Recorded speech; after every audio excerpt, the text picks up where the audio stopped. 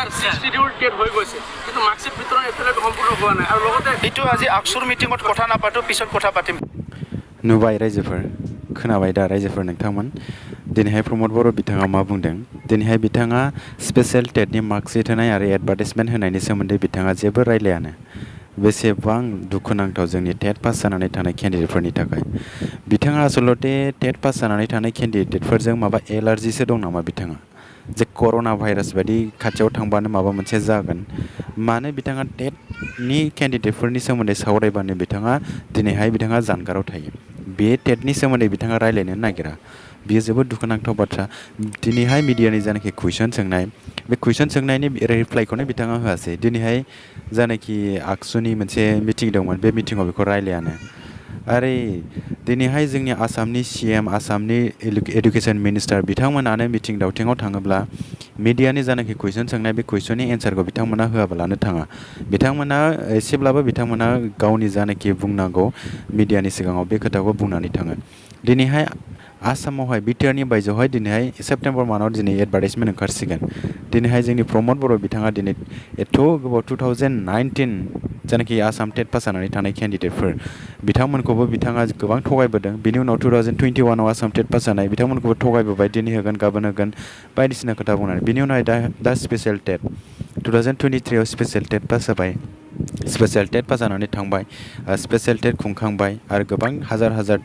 TET pass जानानै फैबाय दिनैहाय बिथांमोनखौ रिक्रुटमेन्टखौनो होनो हायाखै बेयो जोबोद दुखुनांथाव बाथ्रा रिक्रुटमेन्ट होनायाथ' गोजाननि बाथ्रा दिनैहाय बिथाङा टेटनि स्पेशल टेटनि मार्कशीटखौनो होनो हायाखै बेयो जोबोद दुखुनांथाव बाथ्रा आरो दिनैहाय बिथाङा एथ' गिदिर गिदिर लेक्चार मारियो दिनैहाय सोलायनाय फैबाय दिनैहाय परिबर्तन जाबाय बायदिसिना होननानै खोथा बुङो दिनैहाय परिबर्तना सोर जाखो दिनैहाय जोंनि एथ'ग्राब लेखा गोरों गोरा एथ'ग्राब इयुथ्सफोर दङ दिनैहाय बिथांमोनहा गावनि रोंगौथिखौ बबे खामानियाव बाहायगोन दा दिनैहाय सरकारा जुदि माबा मोनसे इंगेजमेन्टनि थाखाय जुदि माबा मोनसे एडभार्टाइजमेन्ट दिहुनाब्ला अब्ला जोंनि एथ'ग्राब लेखा गोरों जानानै थानाय इयुथ्सफोरा बबे लामायाव खारगोन दिनैहाय बिटिआरनि जबा बबेहाय गोमाजोबखो बिटिआरनि जबा बबेहाय थांखो दिनैहाय जोङो एक्सट्रा काउन्सिल मोनबाय एक्सट्रा काउन्सिल मोननाय हिसाबै जोंना सिगांग्रो एडभान्ससो जोंहा डेभेलपमेन्टनि खामानिया जानांगौ एडभान्स जोंना रिक्रुटमेन्ट ओंखारनांगौ जोंहा बिटिसिनि एक्सट्रा सुबिदाबो मोननायजों लोगोसे आसामनि सुबिदाखौबो जोङो लानो हायो दिनैहाय जों आसामनि सुबिदाखौल' मोनदों दिनैहाय बिटिआरनि सुबिदाखौ मोनाखै बेयो जोबोद दुखुनांथाव दिनैहाय आसामाव रोजा रोजा रिक्रुटमेन्ट ओंखारलांगासिनो दं नाथाय बिटिआरआव 0-0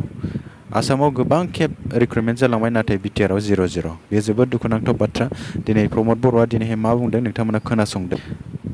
लोगोफोर दिनैहाय नोंथांमोना प्रमद बर'नि जानाखि बुंनाय राव बेखौ खोनानानै नोंथांमोना माबायदि मोनखो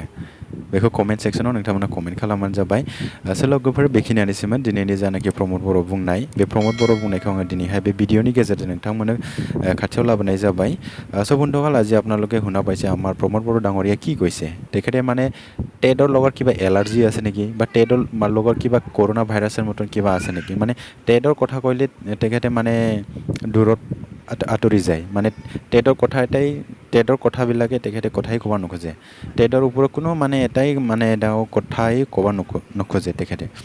বহুত দুখ লগা কথা আজিলৈকে মানে স্পেচিয়েল টেটৰ যোনটো মাৰ্কশ্বিট এই মাৰ্কশ্বিটটোৱে দিব পৰা নাই সেইটো বহুত দুখ লগা কথা আৰু স্পেচিয়েল টেটৰ মাৰ্কশ্বিটটোৱে দিব পৰা নাই আৰু এডভাৰ্টাইজমেণ্টটো দূৰৰ কথা এইটো বহুত দুখ লগা অসমত এতিয়ালৈকে বহুত হাজাৰ হাজাৰ ৰিক্ৰুটমেণ্ট হৈ আছে এতিয়া আকৌ ছেপ্টেম্বৰ মানতে টেটৰ যোনটো LP AP টেটৰ ৰিক্ৰুটমেণ্ট ওলাব আৰু 3rd গ্ৰেড 4th গ্ৰেডৰ ৰিক্ৰুটমেণ্ট ওলাব কিন্তু বিটিআৰৰ এতিয়ালৈকে 0-0 এইটো বহুত দুখ লগা কথা বন্ধুসকল আপোনালোকে এইটো প্ৰমোদ বড়ো ডাঙৰীয়া যোনটো ভিডিঅ' যোনটো অডিঅ' ক্লিপ সেইটো আপোনালোকে শুনি কেনেকুৱা লাগিছে আপোনালোকে এইটো কমেণ্ট ছেকশ্যনত কমেণ্ট কৰি জনাইলে হ'ল বন্ধুসকল আজিৰ ভিডিঅ'টো এইখিনিয়ে আপোনালোকে ভিডিঅ'টো ভাল লাগিছে যদি লাইক এণ্ড শ্বেয়াৰ কৰি দিব আপোনাৰ কাৰণে মই এনেকুৱা নতুন নতুন ভিডিঅ' টেট ৰিলেটেড এডুকেশ্যন ৰিলেটেড ভিডিঅ' লৈ আনি থাকিম বন্ধুসকল ভিডিঅ'টো এইখিনিয়ে থেংক ইউ लोगोफोर दिनैनि भिडिअ बेखिनियानोसै नोंथांमोना भिडिअखौ मोजां मोनोब्ला लाइक आरो शेयार खालामनानै जाबाय लोगोसे चेनेलाव गोदानै फैदोंब्ला चेनेलखौ साबस्क्राइब खालामनानै जाबाय लोगोफोर गोजोन्थों